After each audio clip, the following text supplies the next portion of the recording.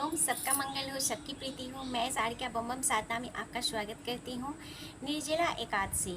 निर्जला एकादशी 31 मई को है। इस दिन आप ब्रह्म मुहूर्त में उठ करके स्नान आदि कर लें और उसके बाद व्रत रखने का आप संकल्प लें और व्रत रखें। इस दिन आपका व्रत किया हुआ जो भी निर्जला एकादशी करते हैं, ये भीमसेन एकादशी के नाम से भी जाना जाता है।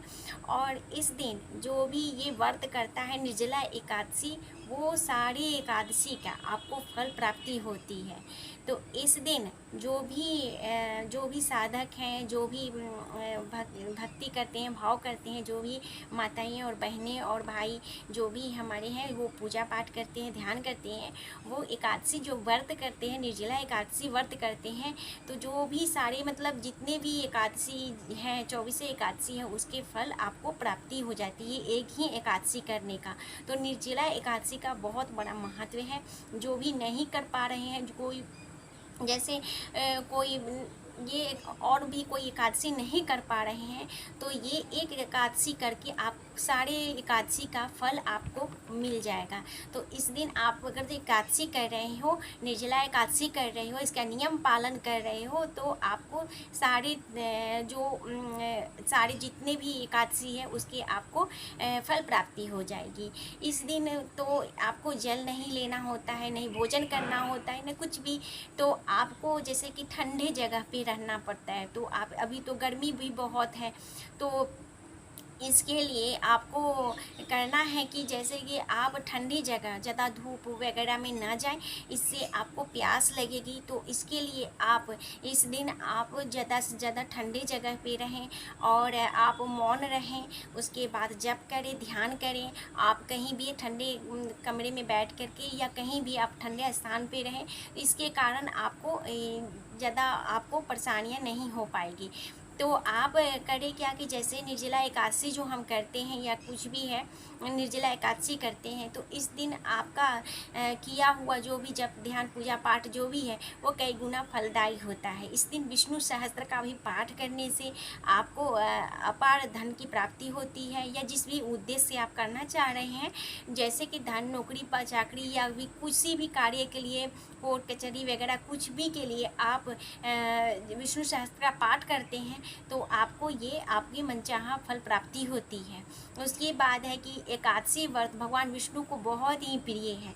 तो इस दिन भगवान विष्णु की पूरा पूजा आराधना और जागरण और भजन कीर्तन करते हैं। जैसे रात्रि जागरण करना, उसके बाद भजन कीर्तन करना। 2-4 लोग हैं, जैसे कि घर में 2-4 लोग हैं, साथ में बैठ कर के आप भजन कीर्तन करते हैं और पूरी रात बीत जाती है।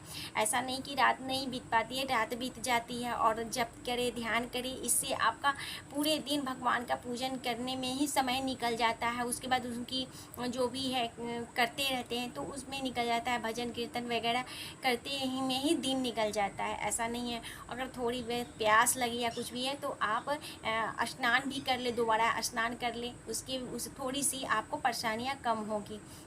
उसके बाद जो भी व्रत रख रहे हैं या कर रहे हैं, तो वो आपको जैसे व्रत का संकल्प कर लिए, भगवान विष्णु का पूजा कर लिए सुबह में, और उसके बाद आप एक घड़ा भरा, जैसे कि एक घड़ा जैसे जल जो है, घड़ा में मिट्टी के घड़ा का जल भर करके, और आप मंदिर में और पंखे जो होते हैं, जो पंखा आता है, जो हाथ वाले जो पंखा आते हैं, वो आपको, और उसके बाद अपने इच्छा अनुसार फल फूल जो भी हो आप पंडित को दान करें। जूते, कपड़े वगैरह, आप अपने छाता, ये आप पंडित को दान करते हैं, तो आपको ये इस दिन का फल काफ़ी प्राप्ति होती है। उसके बाद इच्छा अनुसार आप ब्राह्मण को दान दें। उसके बाद इस दिन का जो भी व्रत रखते हैं, वो आप काफ़ी फलदायी होता है और आपके जीवन में शुभ ही शुभ होता है। तो इस दिन जो भी व्रत रख रहे हैं, तो वो आपको सुबह में पूजा पाठ कर लें। उसके बाद आप भगवान का जब ध्यान करें, पूजा पाठ करें। उसके बाद संध्या में आप भगवान के निमित्त जोत जला करके भगवान का भजन कीर्तन करें और रात्रि जागरण करें। इस दिन किया हुआ जप ध्यान कई गुना लाभकारी होता है, आपके जीवन में काफ़ी सफलता मिलती है। उसके बाद है कि विष्णु जी से उसके बाद इस दिन विष्णु भगवान का कोई भी पाठ करते हैं तो आपको फलदायी होती है। इस दिन चावल का प्रयोग ना करें, जैसे कि आप अक्षत का प्रयोग करते हैं तो अक्षत में चावल का प्रयोग ना करें, तिल का प्रयोग करें। उसके बाद है जैसे कि इस दिन ऐसे भी एकादशी में चावल का प्रयोग नहीं होता है। उसके बाद अन्न तो इस दिन कुछ भी या फल वगैरह नहीं खाना, निर्जला रहना है, तो आपको ये सावधानियाँ रखनी पड़ेगी। उसके बाद तुलसी दल भगवान को बहुत ही प्रिय है, तो भगवान को तुलसी दल अवश्य चढ़ाएं और पूजा करें।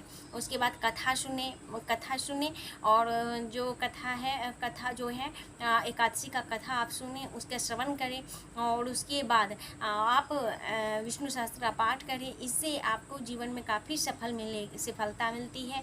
आपके जो भी ये भक्ति मार्ग में आगे की ओर बढ़ना चाहते हैं, उनके जीवन में काफ़ी सफलता मिलती है। तो मैं अगले वीडियो में आपको फिर मिलूँगी, तब तक के लिए हरिओम।